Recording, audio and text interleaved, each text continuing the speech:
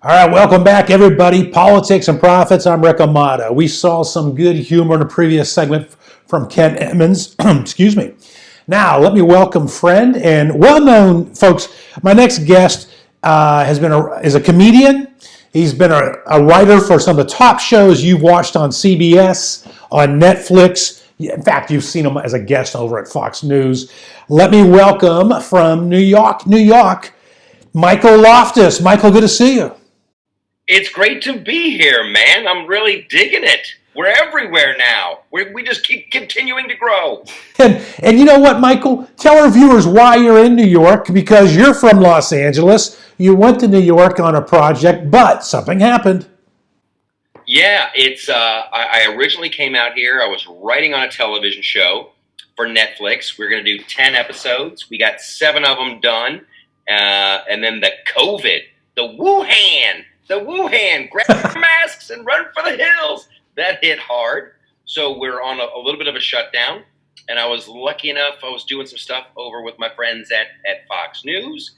And so I'm just kind of hunkered down here in New York for a while. And then just now starting to get back out and hit the road. I was lucky enough to reopen the Improv in Dallas, Texas a couple weeks ago doing stand-up. That's amazing. We're coming back. That's amazing. You're one of the first comedians in America to perform live at a comedy club since the reopening. That's cool. So you say, and I agree with you.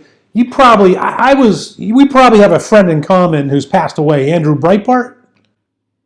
I never met Andrew. I never had the good fortune to meet him, but that dude was on it. He was on it. And I just assumed you knew him being from LA. And your comment, you say politics, is downstream from pop culture. Andrew, who was a good friend, said that all the time. I would imagine you're getting a lot of material in today's world. What's going on out there, Michael? Yes, there's a ton of material. However, the censorship has never been worse. Yeah. The censorship from the left just beating down on the right. Like, I've always been about the underdog. Oh, and that's one of the first reasons I came out as a conservative and a comedian doing both things at the same time. It's like we're getting the snot beat out of us. And the excuse the left would always use is, well, there's no one funny on the right. There's no one funny on the right. And I just know that that's not the case. However, our voices are being silenced. If I were to really go on YouTube to my wonderfully successful channel, The Loftus Party, that everyone should subscribe to, if I were to really let loose and really do the comedy that I wanted to do, I would be kicked off that platform. If I were to really let loose, I would be kicked off Twitter. I'd be kicked off Facebook. You can't. So you kind of have to hold back and take your little shots, because if you don't exist on those platforms, you don't exist. And this is why, by the way, I purposely did not mention the names of the shows which you wrote for. I'll let you do that if you decide. But these are some of the biggest shows in television that our viewers are aware of. I purposely didn't mention them because I don't want to ruin your opportunities.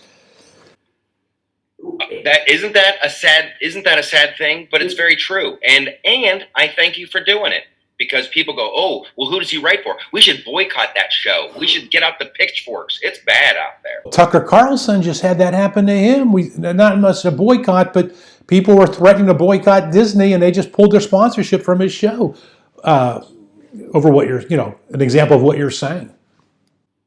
Yeah, that is that's the latest tactic they go. They know they can't get Tucker pulled off the air for violating any kind of speech conduct, so they just go after the advertisers and just make it, why should we have that show on? It loses money. It is not good. Andrew Breitbart used to say the right has got to get involved more in pop culture. I believe you have said that. How can the right get involved in pop culture with those censorship issues that are out there?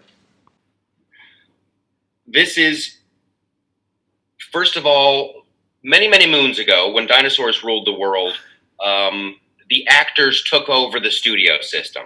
That's how you got, remember United Artists? Yeah. That was all those. So and this is what I want to do, and I'm actively pursuing doing it.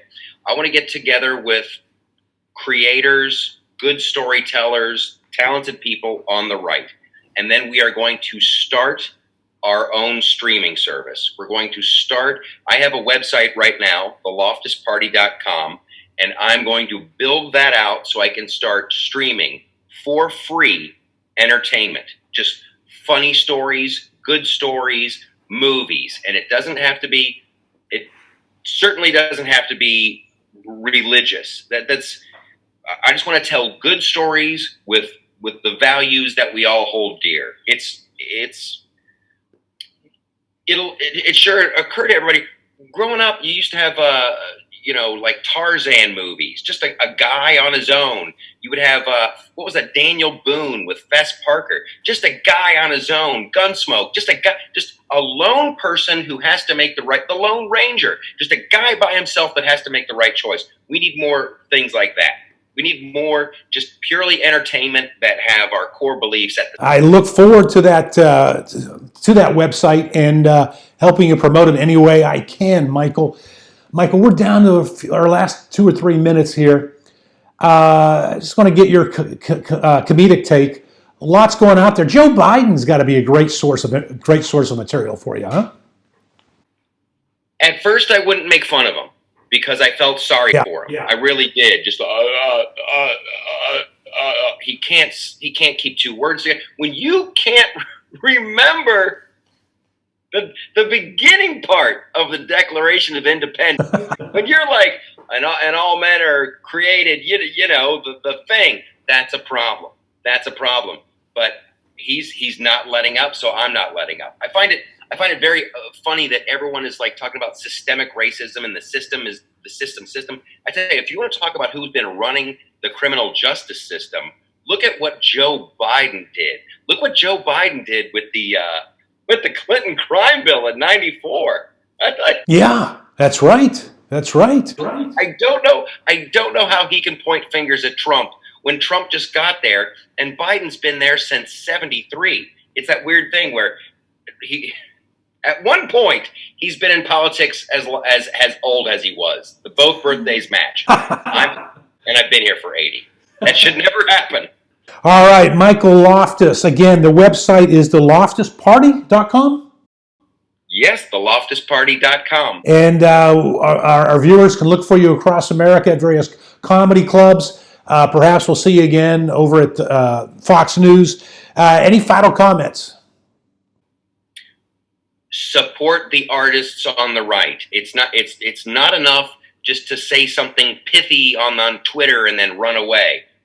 Buy the books, buy the movies, go out to the live events, meet other. There are a ton of us on the right, but if we don't support, it'll all go away. All right, good message. I'm excited about your website and what your plans are. And I got to leave you with this tweet, get your take. George Papadopoulos tweeted, "I just want to know what Joe Biden knew and when he forgot it." That's great. That's a good. It's a good one.